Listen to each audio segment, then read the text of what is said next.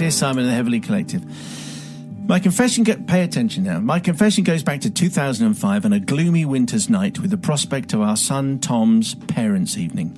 He was in his last year at primary school and he'd just completed his mock SATs, so this meeting would give us a good indication of his expected results. We sat down looking up at the teacher. How is he doing? Will Tom get a 5, the top mark? The teacher became animated. Not a hope. He's lazy, bone idle, and puts the minimum of effort. He'll be lucky to get a 3. I was a little shocked to be hearing these words. He'd always seemed to be putting in the correct effort at home. Afterwards, my wife suggested that perhaps we should set an incentive for Tom to work harder. Like most children of that age, he'd been nagging constantly for a dog. See, Bobby? Oh. But I had always resisted a life of picking up dog poo, vet bills, and how I would get lumbered walking it. My wife said, let's say he can have a dog if he gets all 5s in his SATs. The teacher says he's got no chance, so it might pull him up to a 4 and we won't have to get a dog. Genius, wow. I thought. What could happen?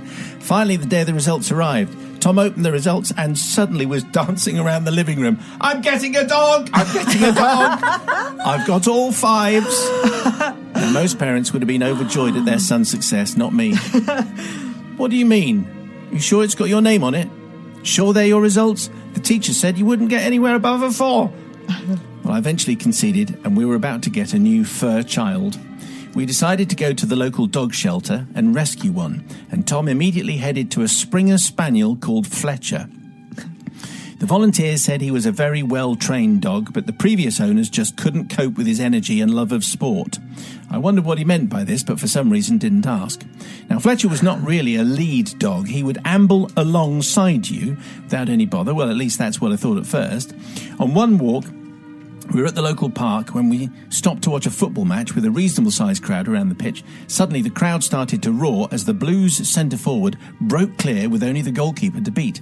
He rounded the keeper and was just about to score when Fletcher charged onto the pitch, whipped the ball from his feet and began to dribble up the other end. The crowd and the players were not, as you can imagine, that impressed. Fletcher charged over, looking very proud of himself. He had no idea what he'd done wrong. I made my apologies and swiftly departed. Fletcher's aforementioned love of sport or balls was now becoming apparent. He would chase the cricket ball and stop it going for a 4. He would wait for the tennis balls to be hit out of the court and run off with them. And if anyone was playing golf in the park, they would never see their ball again. Fletcher loved balls. He was very skillful, and we soon realised that we would not be able to walk him during times sport was being played in the park.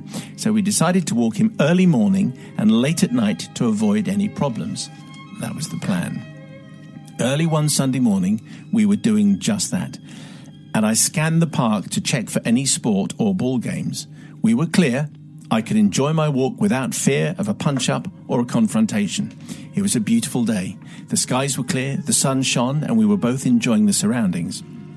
Suddenly, Fletcher's ears pricked, and he became curious of a family gathering in the distance. A large group of people were standing at the bottom of the hill around a little girl holding a red balloon. Fletcher was gone, racing towards the family. What was he going to do? As there were no balls, it was just a red balloon. As Fletcher arrived on the scene, the little girl let go of her red balloon.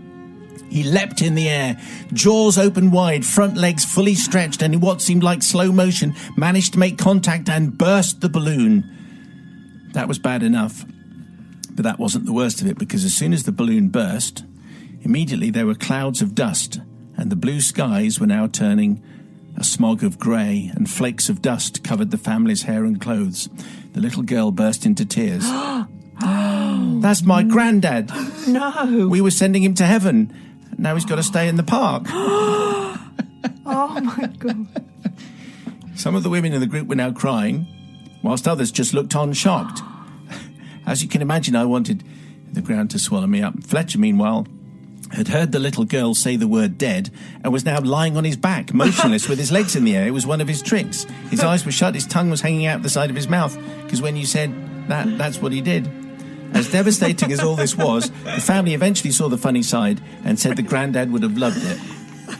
However, to this day, I still feel some guilt, and so on the anniversary of this terrible incident, myself and Fletcher walked slowly over to the spot. We placed some flowers and a red balloon by the tree. Aww.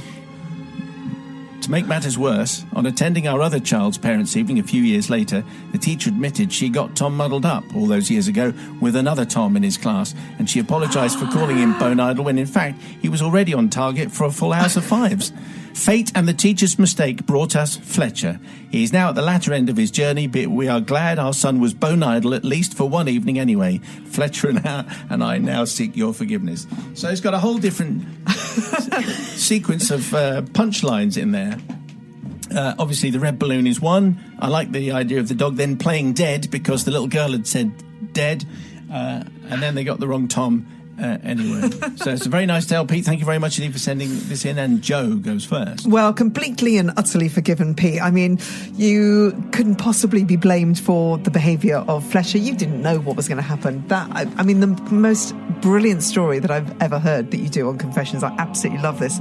And that moment when you said about the balloon bursting and then the ash falling from the sky, how that family recovered, I have no idea. And thank goodness they had a sense of humour. What a story. I like the fact that they said the grandfather actually would have loved it. Yeah, so good. And then the punchline being that when they said the word dead, that Fletcher just rolled over on his back. Yeah. I can imagine the tongue lolling. So yeah, totally forgiven. What a story. And I love the expression fur child. I've never heard that before. Yes. That's such a good expression. You have a few, yeah. you've got a We've fur got child. We've got a couple of fur childs, yeah. One who would do exactly that same thing as Fletcher did. So yeah, totally forgiven, Pete. Brilliant story. Bobby. Furry 4-year-olds, that's what I call them. They never go to school, but they're just as expensive.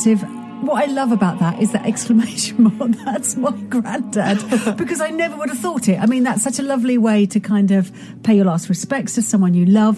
The thing is, the only thing I'm going to say here, and I'm sorry to be a sport, because I haven't yet decided if I'm going to forgive you, Pete, because really, it's not Fletcher's behaviour. It's always the owner's fault, or mostly. I know we always get a dog that can do what it's like, but what you should have done is maybe carried balls around with you. So whenever he got someone else's ball, you just replace it and say, I'm sorry, here's your replacement football, here's your replacement.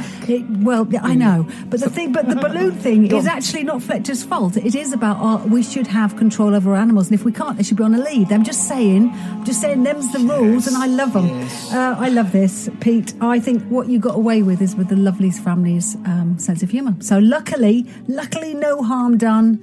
And then this time, I forgive you.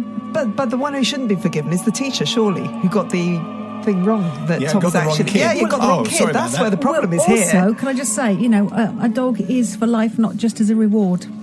Yeah, well, that's true. But also, teacher got the wrong kid. Wrong Tom. Yeah. But we've got one of those kids, and maybe I should bribe him with another dog. Maybe that Bribery might turn always things works. around.